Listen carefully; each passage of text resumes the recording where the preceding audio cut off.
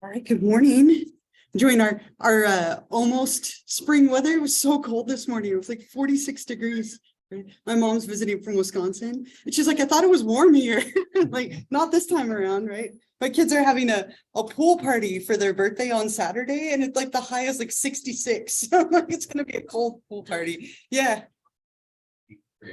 Yeah. Yeah, that's reasonable. Yeah, that's amazing.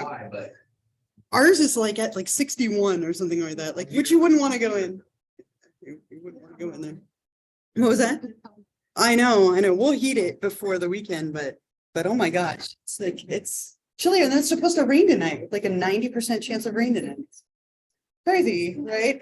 Such a strange weather year. No, I can't believe this, but these are our last slides. This is our last chapter. You see that? Like, I can't believe that we're at the very end of the semester. We'll start this today, and then as I told you, we're going to do like a 2-day activity that we'll do with this and some of the not guilty by reason of insanity, some of the famous cases that we'll look at with this. But the last thing, I'm gonna say last like 40 times between today and like Monday. I'll say last a lot. And then our final, which is just the third exam, is on Wednesday next week, right? So 1 week from today, hopefully you started thinking about it. The study guide is online, and I've been grading your papers. I'm a little more than halfway through them, so you'll just see your scores pop up as I go through. But hopefully I'll have those all done by Monday as well, right? But we will get into this again, the last group of slides, right? So we're going to look at psychology and the law. Right, so how the law interacts with psychology and how psychology interacts with the law. And we'll focus on the first half today. And then we'll end with looking at some famous cases involving insanity. So forensic psychology, anyone in here thinking of going into forensic psychology at all? A couple of people maybe? Sarah is, but she's not here. You're putting the desk. I love it. This one is, right? This desk. Yeah. I love it. Right. This is a really interesting branch of psychology. We used to have a forensic psych class here. Hopefully, as things continue to like move in the right direction, we'll add it back. But forensic psychology looks at the intersections between psychology and the law. Right. And so people who pursue careers here, you might be doing things like profiling or like working on criminal cases. You could be doing stuff related to insanity, which we'll talk a lot about today. But there are two sides of this coin. There's how psychology affects the law, and then how the law affects psychology, right? And so when we get to this next time, we'll talk a little bit about the rules and regulations for people who want to practice psychology, like be a counselor of any kind. There are laws that govern that. But what we'll focus on today is how the law is affected by things like insanity and mental illness and so on. And obviously, I'm not a lawyer. Right, this can get incredibly complicated legally. It's a very like case by case kind of thing. But we'll look at some of the common verdicts. How do we determine if somebody is sane versus insane? What does that even mean? And that's what we'll focus on today. So when somebody commits a crime and they're going to go through a legal proceeding, right, it's important to look at the big picture. And so what we mean by that oftentimes as it relates to us is if they have a mental illness, should we treat them the same way that we treat everybody else, right? The same way that somebody who doesn't have a mental illness. And the thought is that no, right? If somebody has a serious enough mental illness, we're going to take it into consideration as part of their legal proceedings, as part of their verdict, and so on. And in this realm, we're talking about something called criminal commitment, right? A process where if people are accused of a crime and maybe even go through legal proceedings, that they might be sent to a mental health facility for treatment. They might be deemed insane, right? There's a bunch of different elements that can happen here. And what we see is there's a few different verdicts that can come out of it. And that's what we'll focus on. And I love this, right? Mr. Evans is the speaking ticket, can't plea insanity. Insanity doesn't work for everything, but it is something that is often brought up, especially in cases of like murder or like very like dramatic, more involved crimes. And one of the more common things that I think we hear of is a verdict called not guilty by reason of insanity, right? And interestingly, we hear about this one the most, but it's very, very rarely granted. And before I talk about that, let's talk about what insanity is. And I mentioned this way back. Insanity isn't a mental illness. It's a legal term. right? And the definition of it varies from state to state, but the general definition of insanity is at the time of committing a crime. So when a crime is committed, because of a mental illness, a person does not know right from wrong or could not resist an uncontrollable impulse to act.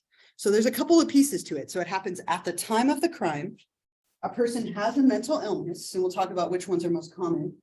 They can't tell right from wrong, or they couldn't resist an uncontrollable impulse to act. So maybe voices told them to do something and they didn't know what was real or unreal, or they couldn't appreciate the gravity of what they were doing, right? So this is at the time of committing a crime.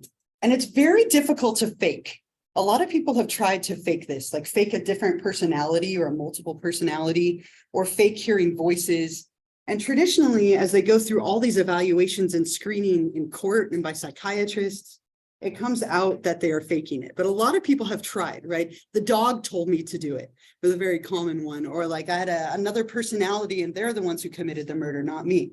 Right? But if somebody is found to be insane, we're saying that they can't appreciate what they did. They didn't know right from wrong. They shouldn't be tried the same way as somebody who did know right from wrong and did know what they were doing. So what we can get is somebody pleading not guilty by reason of insanity. So if they plead that, what they're saying is that I shouldn't be found guilty because at the time of committing the crime, I didn't know what I was doing. I wasn't in my right mind. I was mentally ill. And most of the time, people who actually get this granted have schizophrenia. That's the most common diagnosis, right? Because remember, schizophrenia, you're out of contact with reality. It's a psychotic disorder. So maybe hearing voices or having delusions make it hard to know what's real and what isn't real. We also see this happen a lot in cases of abuse, right? People who've been abused for years, who maybe finally like snap or are in a trauma kind of related state. But it's very, very rarely granted. Less than 1% of the time. 1% of the time that it's pleaded, do people actually get this verdict? It's actually not that common, but we hear about it the most, I think, in the media. And it's very heavily criticized. People think it's unfair, right? So the idea is that it's not fair that this person would be found not guilty for committing a crime and then somebody else would be found guilty. And traditionally, if someone is found not guilty by reason of insanity, they might go to a mental hospital for a matter of months or years. They might even be there for the rest of their life, right? So it's not that they necessarily get off free. They just might not go to jail. Instead, they would go to a psychiatric facility where they might stay until they get better and then are one day released, if they ever hit that point. So this one is the one we hear about the most, but there are a couple of other ones that are more common. Guilty but mentally ill, guilty with a diminished capacity, and then mentally incompetent to stand trial. So if somebody is not guilty, right, then we're saying they didn't commit the crime, they go to a psychiatric facility for a period of time. If somebody is found guilty but mentally ill, they go to jail, right? You go directly to jail, but you will receive medical and psychiatric treatment in jail, which is actually a right that anyone in jail has, but this might be mandated here, right? So if somebody is found to be guilty, but you had a mental illness, you would still go to jail, right? And then you would receive treatment in jail. This one happens a lot. Okay, you have a mental illness, it's not enough to be considered like an extenuating circumstance, so you go to jail and receive treatment. We also sometimes see this one, guilty with a diminished capacity.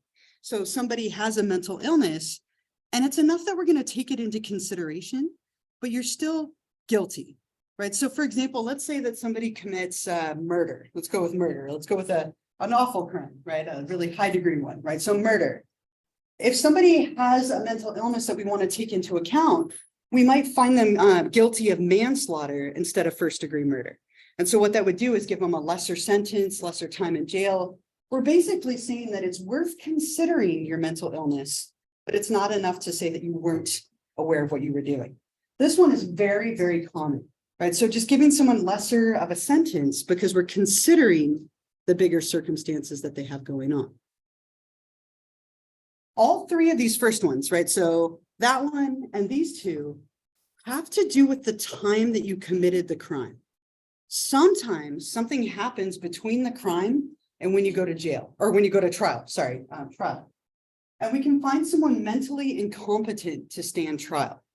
So maybe the crime that they committed caused them to snap in some way or have a psychotic break or something happens where they're no longer able to prepare an adequate defense. They don't understand the charges that are being brought up against them. And in this case, we might send somebody to a hospital, like a psychiatric hospital, where they get their medications under control or they get treatment. And once they are found competent, then they go stand trial and go through the proceedings like normal. That could be days, weeks, months, years, or never, right? Sometimes people go to a facility and they never get better. They're never competent to stand trial. But this is a relatively common one too. Something happened and you're not able to understand the legal charges against you or prepare an adequate defense. And so it's not fair to try you the same way if you aren't able to do that. So we send you to a facility to get better, and then you would stand trial. So these are the most common ones. There's obviously a bunch of like little nuanced ones in there as well, but these are the ones that pop up the most. Any comments or thoughts, questions, anything at the moment with these? Yeah. You seen that documentary on Netflix about that, what's that dude? Can't remember his name, but he's got like 17 personalities or whatever. Billy Milligan. No, I haven't. Is it good? Yeah. There's so many really wonderful serial killer documentaries on Netflix, right? I haven't watched the Dahmer one. Everyone tells me that it's so intense that it kind of scared me a little bit. Some of you are shaking your head like, no. What was that? No. Yeah, I watched the Bundy tapes and like I've watched most of them, but I haven't seen that one and I haven't seen the Dahmer one. I've been healthily afraid to watch it. There's something so creepy about it. I mean, Dahmer was a creepy, scary guy, very normal looking guy, but very terrifying guy at the same time. Yeah. During the Dahmer one was like more scary than like actual like Jeffrey Dahmer. Really? Like just to me. You're like, I can't look at you the same way now after that, right? Yeah, I mean, they've made so many. This is a very popular, a lot of people are fascinated by serial killers and by like a lot of this stuff. If it fascinates you, you might love forensic psychology. It's kind of a scary yet fascinating area. I have a healthy respect and fear, but it's also incredibly interesting at the same time. Anything else here? Any other questions? Anything here? See a lot of things in the long. Yeah, for sure. Right. If you watch any of the like crime shows at all, yeah, of course, right. Old, like I used to watch CSI all the time, like back in the day. Yeah, you'd see this come up a lot, right? People who aren't in their right mind being tried differently. And that's the idea, is that if you have a mental illness and it's severe enough, we shouldn't treat you like everybody else, but we still want to hold you accountable. So it's kind of a fine balance. Yeah.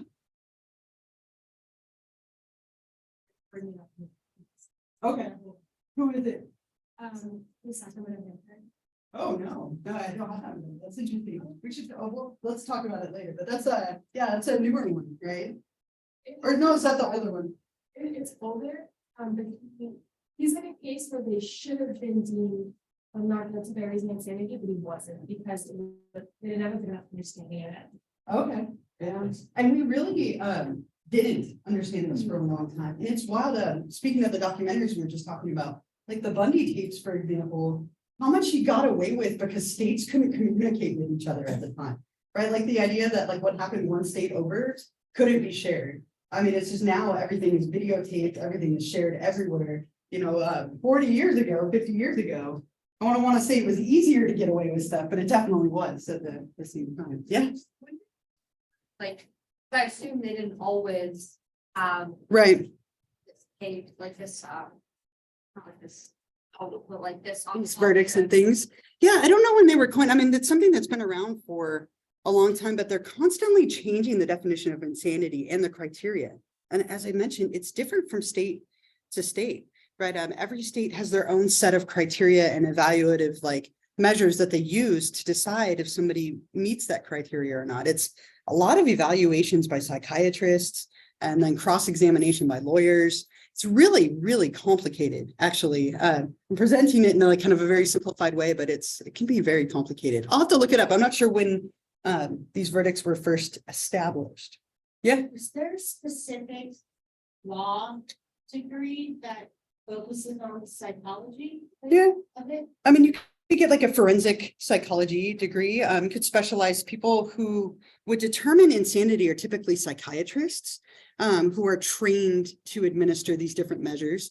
But you could easily specialize in forensic psychology or criminal psychology. Sometimes people will double major in like criminal justice and psychology and kind of have a combined focus.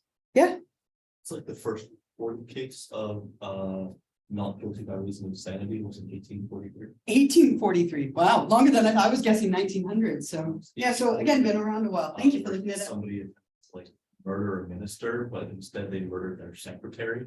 And I'm not sure how that then led to them being deemed insane, but they're deemed insane and sent to essentially a hospital. Interesting. That was owned by the ministry. Okay, wow, 1800s, right? I would have thought way later. That's interesting. And the term insanity has been around a long time, but we used to use it more as like someone who was a lunatic, right? Or someone who was crazy, versus it kind of evolved to be more of a legal term later on. Thank you for looking that up. That's great. All right, let's look at some famous cases. Let me bring up this this slide of people. This is a scary slide of people right here. Kind of an intimidating group. What we're going to do is I'm going to give you just a tiny bit of information about each of these folks, right? Like just a little snippet. Then I'm going to have you get into groups, and you're going to spend some time researching one of these people or one of these pairs. A couple of them are a pair of people. But let me just give you a very brief introduction. I don't want to share too much because you're going to be sharing about these people as part of your activity. So starting at the top left, Andrea Yates. Andrea Yates is known for developing postpartum psychosis. She's the one who drowned her 5 children in the bathtub. And she was very deeply religious, believing that she needed to kill them because they weren't developing properly. Next to her, Jeffrey Dahmer, I was just mentioning him, it killed 15 to 17 young men, cut his victims into pieces. Really, again, kind of probably one of the more well-known of the people up here. Ed Gein, next to him, the Wisconsin grave robber. He was a murderer and grave robber. He would remove the skin and sew body parts together as trophies, make furniture of his victims. Some of you look horrified and some of you are nodding and smiling. Just a range of reactions. I love it, right? Like a couple of you are like, look excited and some of you look mortified. Somewhere in the middle, maybe, yeah. Yeah.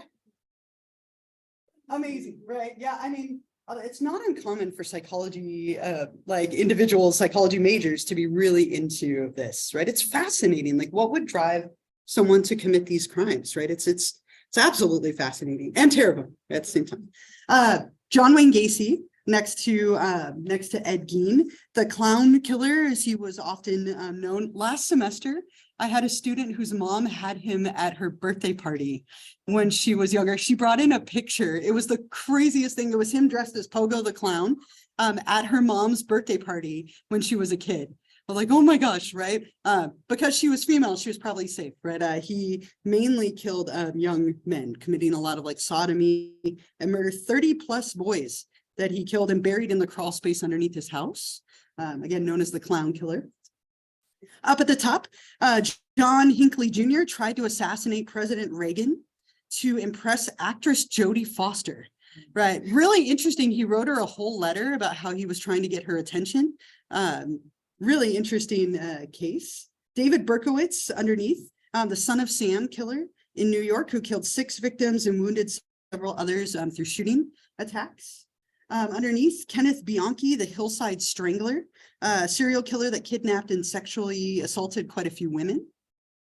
Francine Hughes on the bottom set her husband on fire while he was sleeping after years and years of abuse. Made a movie about it.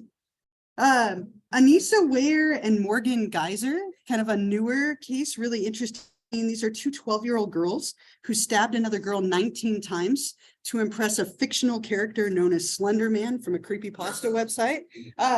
Really, really recent. And the girl lived. But they still obviously faced quite a few charges for what they did.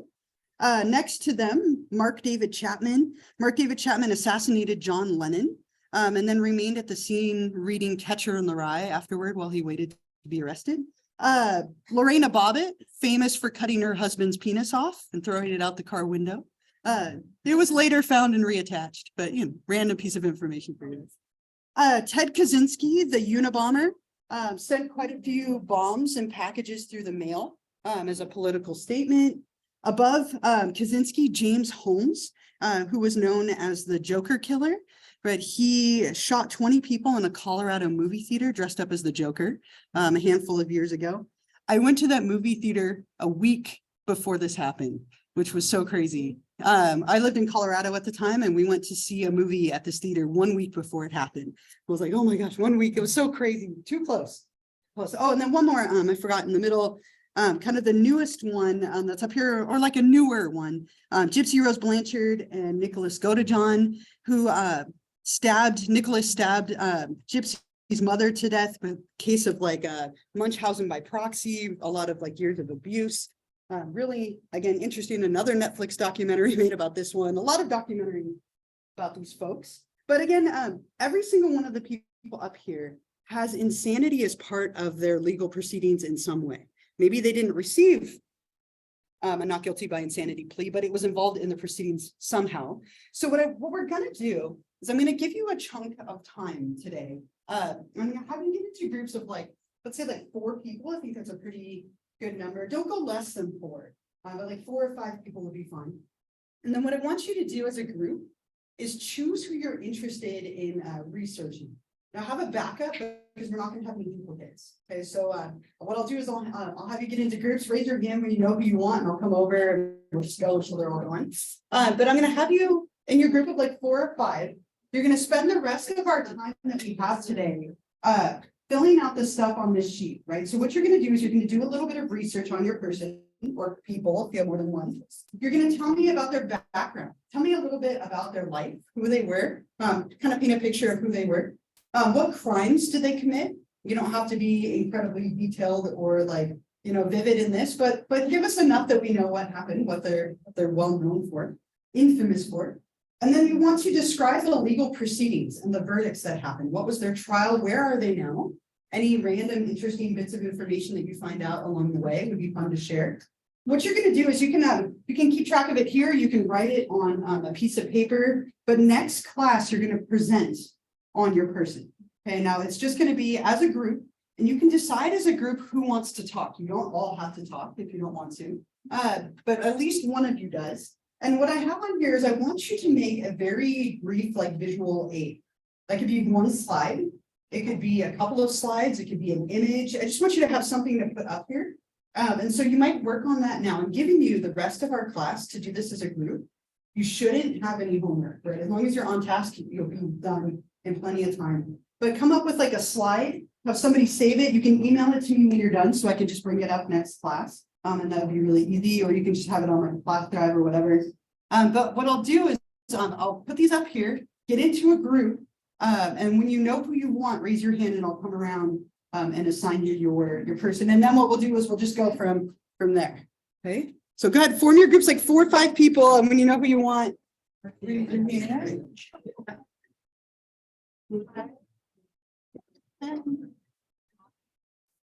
What? Yeah, they know who they're, you know.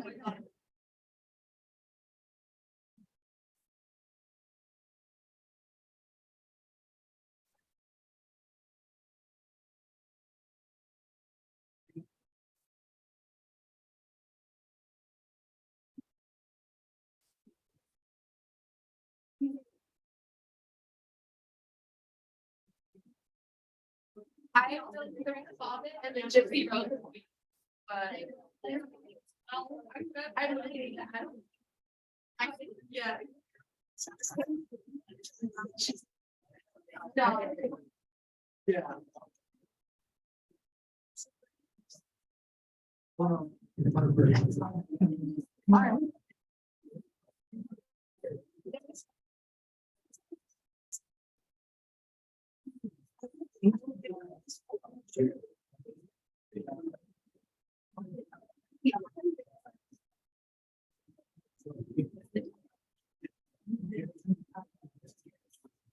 Yeah. Yeah. I really don't like.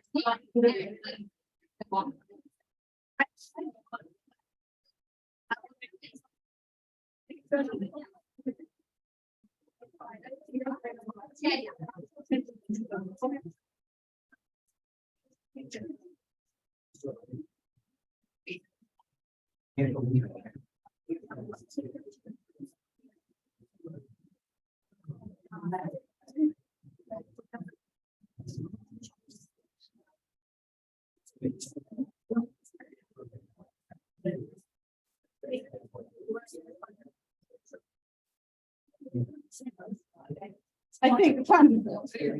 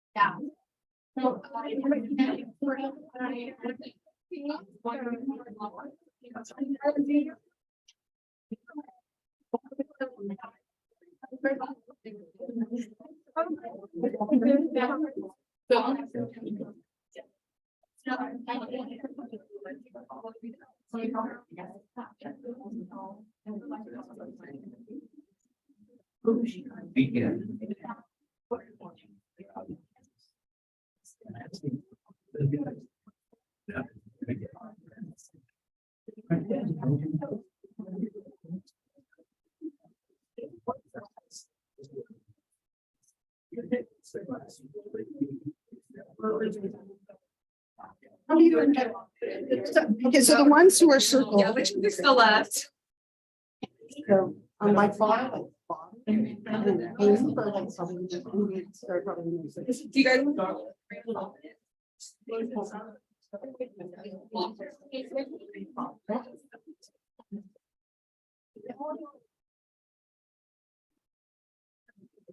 Okay, so.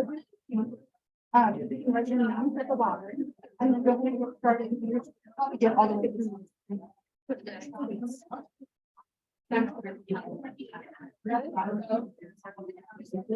No, literally, you should wait till the way.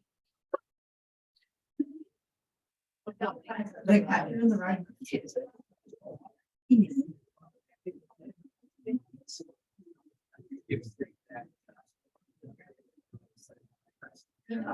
Have you slept there? That was on.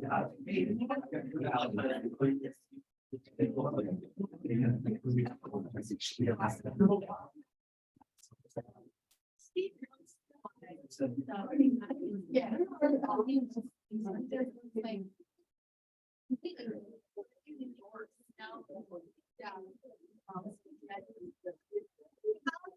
Person, everybody set? Okay, so let me get your attention just for 1 minute and then I'm gonna give you the rest of the time. So I really want you to utilize your time so you don't have homework and make sure that you don't have more. This is a hard time of the semester. So again, during your time, try and make a slide, right, if you can, or you figure out who's going to have anyone if you don't have that ability.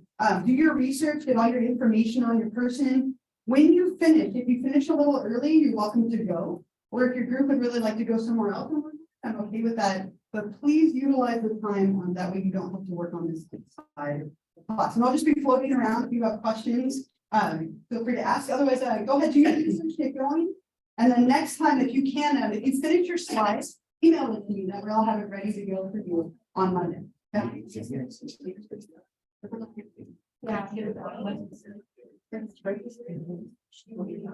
Yeah.